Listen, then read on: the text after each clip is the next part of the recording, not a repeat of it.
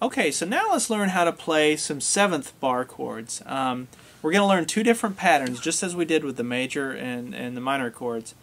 And once you finish these last two patterns, these last two bar chord patterns, you're going to have a total of 6 patterns between all the majors, minors, and 7ths.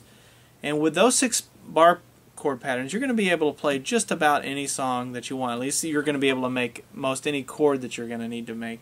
Now there's always going to be exceptions. There's going to be some weird chords. There's lots of chords out there. But this will give you all the basics in terms of, you know, like I said, you can play along with just about anything.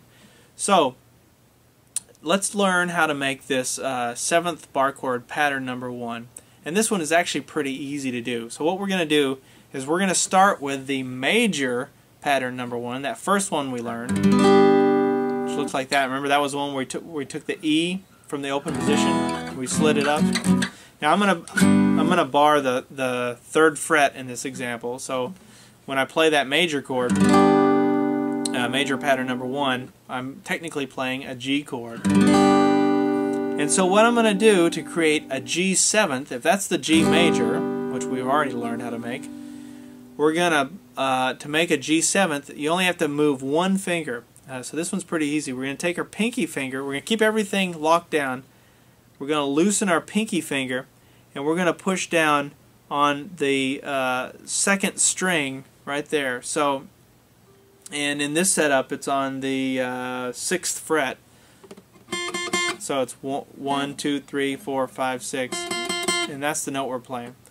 So back to the G. If this is the G, we're going to remove our pinky and we're going to push down on the 2nd string, 6th fret. And what we get is we can strum all 6 strings. And we get a G 7th. Now that one's a little bit challenging. It's actually not hard to get to because we already knew how to make the G major. But if you've got a crooked pinky like mine, you're going to have a little bit of a challenge maybe in the beginning getting your pinky to go there and stay there. But because you can see it's a little bit of a stretch, but it's not too bad. And then you get that nice 7th sound. So that's how you do that. So there's the G major, there's the G 7th. That is really all there is to that pattern. And the nice thing with this one, just like we did with the others, you can move it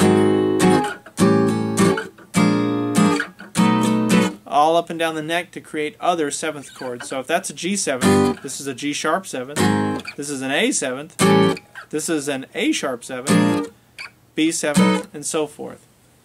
So practice that one, the 7th pattern number 1.